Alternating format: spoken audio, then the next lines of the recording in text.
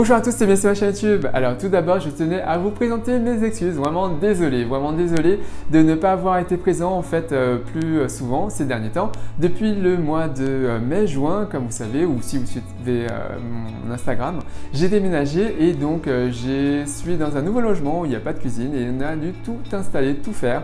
Donc là, je viens de finir une grande majorité de la cuisine, mais ce n'est pas fini. Mais je vais quand même pouvoir reprendre les vidéos.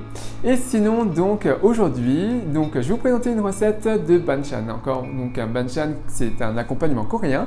Donc un banchan à base de concombre encore, donc concombre comme ceci.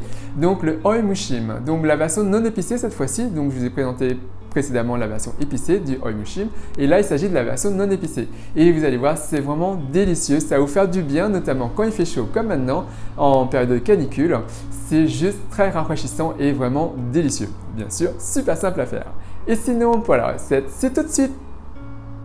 Pour cette recette vous aurez besoin d'un concombre, 2 cuillères à soupe de vinaigre de riz, 1 cuillère à café de sel, 1 cuillère à soupe de sucre roux, 2 à 3 gousses d'ail, une tige de cébette ou de ciboulette asiatique, 2 cuillères à café de sésame grillé, 2 cuillères à soupe d'huile de sésame, 1 cuillère à café de sirop de pomme, de prune ou de riz, qu'on peut substituer par 1 cuillère à soupe de pommes râpées ou de pois râpés, et vous aurez besoin d'une carotte, mais c'est facultatif. Donc dans un premier temps, pour le concombre, je l'ai préalablement rincé, on va juste le trancher en morceaux, il n'y a pas de coupe en particulier. Pour ma part, je réalise des tronçons assez gros pour les saisir plus facilement avec les baguettes. Et voilà le résultat. Concernant la cébette, je l'ai également préalablement rincée. On coupe la base, je coupe les extrémités qui sont desséchées, mais on aurait pu les garder. Puis je détaille en tronçons. Et on va ciseler le tout. Et voilà le résultat. Concernant la carotte, on peut conserver la peau, mais je préfère l'enlever. Donc j'utilise un économe. Voilà, puis on retire les extrémités et on va juste râper finement à l'aide d'un économe dentelé. Ça permet de réaliser des filaments.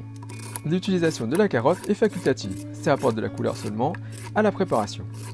Et voilà le résultat. Concernant l'ail, on donne des coups secs à la lame de couteau, on coupe la base et on retire facilement l'enveloppe extérieure.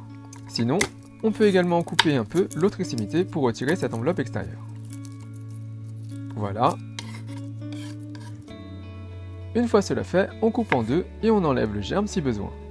Ici l'ail est frais et jeune et on n'a rien à retirer. Puis on cisèle le tout rapidement. Et on hache le tout finement. Et voilà le résultat. Maintenant pour l'assaisonnement, c'est une base. Vous pouvez augmenter la quantité des ingrédients en fonction de vos préférences. On prend notre concombre et on ajoute le vinaigre de riz, qui est un vinaigre doux, le sel, le sucre, l'ail, la cébette, le sésame torréfié. Je rajoute du sirop de riz, mais on peut ajouter du sirop de prune ou de pomme, comme je vous l'ai dit. Ou si vous n'en avez pas, vous pouvez râper de la pomme ou de la poire, de sorte à en avoir une cuillère à soupe.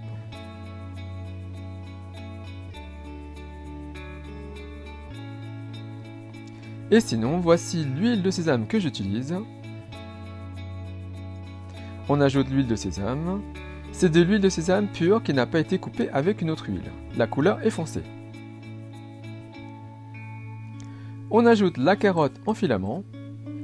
Et on mélange tout pour répartir les assaisonnements. Pour que le concombre prenne le goût des ingrédients, il faut laisser reposer et mariner le tout à l'air ambiante pendant 1 ou 2 heures. Ça n'en sera que meilleur, je vous assure. Et bien sûr, si vous voulez que ce soit plus aigre doux, ajoutez du vinaigre et du sucre. Et voilà, c'est prêt pour être mis de côté. Et sinon, au bout d'1 heure, le petit test.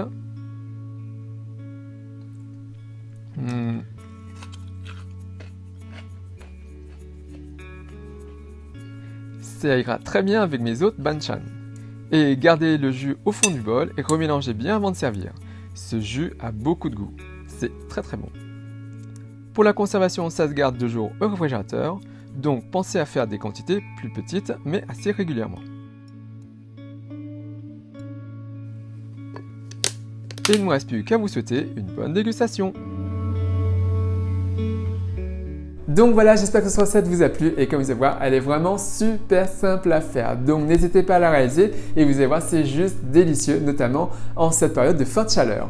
Et sinon, comme je vous l'ai dit, il s'agit d'une base. Donc n'hésitez pas à modifier certaines quantités pour réaliser cette recette, donc selon vos goûts. Donc augmentez par exemple un peu plus la quantité de vinaigre ou augmentez la quantité de sucre.